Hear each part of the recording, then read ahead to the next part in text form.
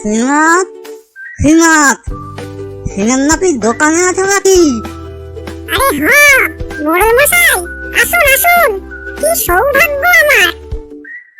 মোড়ল মশাইয়ের পায়ের ধুলো পড়লো আমার দোকানে। বলুন, কি করতে পারি আপনার জন্য? চুলটা অনেকটা বেড়ে গেছে, চুলটা কেটে তোমার ওই মালিকটা করে দাও তো, মাথাটা বড্ড ধরে আছে। আচ্ছা, আমি এক্ষুনি দিচ্ছি। আপনি শুধু চোখ বন্ধ করে এই জায়গায় বসুন।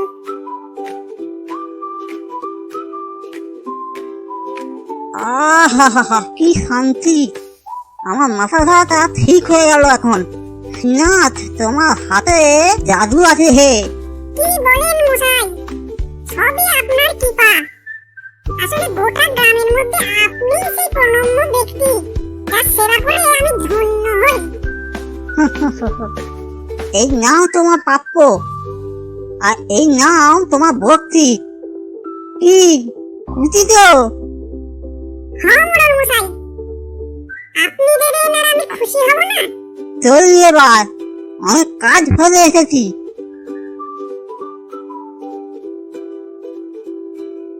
গিন্নি, ও গিন্নি, একটু চা করে দাও তো, শরীরটা বড্ড ক্লান্ত লাগছে। বাবু সব দেখো না, আস্তে না আস্তে হুকুম শুরু করলেন। দাঁড়াও, সময় হলে ঠিক পাবে। আরে রাগ করো কেন? একটু চাই তো চেয়েছি। এই নাও চা, গিলে আমায় উদ্ধার করো। গিন্নি, চাই দুধ কই? দুধ এবার থেকে সোনার দোকানে বিক্রি হবে। সংসার খরচের টাকা না বাড়ালে আর দুধ কিনতে পারবো না। চাদুওয়ালা 10 টাকা পোয়া দাম নিচ্ছে, দুধ দিয়ে আর চা খেতে হবে না। ঠিক আছে, এবার থেকে সংসার খরচের টাকা বাড়িয়ে দেব। চাদুওয়ালা তো দিন দিন লোক বেড়েই যাচ্ছে। বেটা, রাতারাতি বড়লোক হবে নাকি?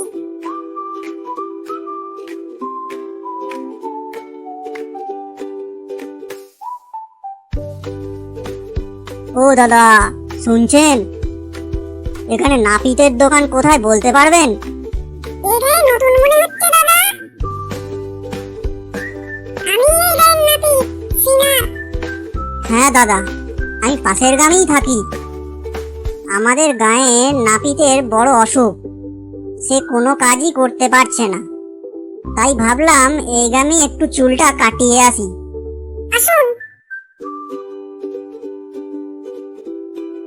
বসুন। আচ্ছা দাদা, কি করা হয় আপনার? দাদা, আমি গোয়ালা, দুধ দই এসব বেচি। বাহ বাহ, তা বেশ ভালো। একটা কথা জিজ্ঞাসা করবো? আপনি দুধের পোয়া কত করে নেন? 5 টাকা প্রতি পোয়া পিছু। যদি এটাই দুধ দেয় তাহলে দাম কম পড়বে, আর চাঁদওয়ালাকেও জব্দ করা যাবে। দাদা, আপনি আমাদের গায়ে এসে দুধ দেন না কেন? এতে আপনারও তো 2 পয়সা রোজগার পারবে, আর আমাদের দুধের যোগানটাও হবে। আমাদের গায়ে গোয়ালা তো ঠিক যোগানই দিতে পারছে না, আর আপনি না হয় 2 টাকা বেশিই নেবেন। আপনি তো বললেন 5 টাকা পোয়া নেন, আমরা না হয় 7 টাকা দেব। খরিদ্দারের কথা চিন্তা করতে হবে না, ওটা আমিই জোগাড় করে দেব, আমিই সবাইকে বলে দেব। তাহলে কাল থেকেই শুরু করুন, এই কথাই রইল। ঠিক আছে, তাই হবে। দুধের যোগান তো হলো, এবার বাকি রইল চাঁদওয়ালা। একে একটু টাইট দিতে হবে।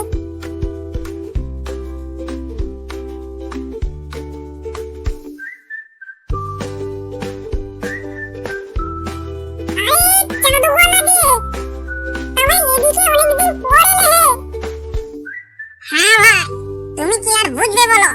গোয়ালা হওয়া কি আর চারদিগানি কথা? তার উপর আবার নতুন দুধের গাই কিনলাম।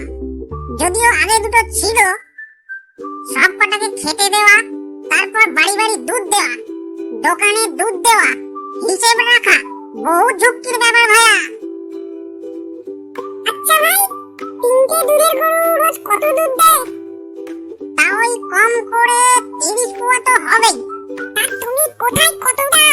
ওদের অনেক জায়গা আছে ভাই। এই ধরো নেয় মদন মোহনরা 10 পোয়া, তারপর 5 পোয়া নেয় বৈদ্যমশাই, মোড়লের বাড়িতে 10 পোয়া, আর বাকি বাড়ি বাড়ি গিয়ে বিক্রি করি, তাও প্রায় 15 পোয়া হবে। তবে চাঁদু, তোমার গরুতে তো দুধ দেয় 30 পোয়া, আর তুমি যা হিসাব দিলে তাতে বিক্রি করো 40 পোয়া, তা বাকি 10 পোয়া কি জল মিশিয়ে বিক্রি করো? তাও আবার দ্বিগুণ দামে।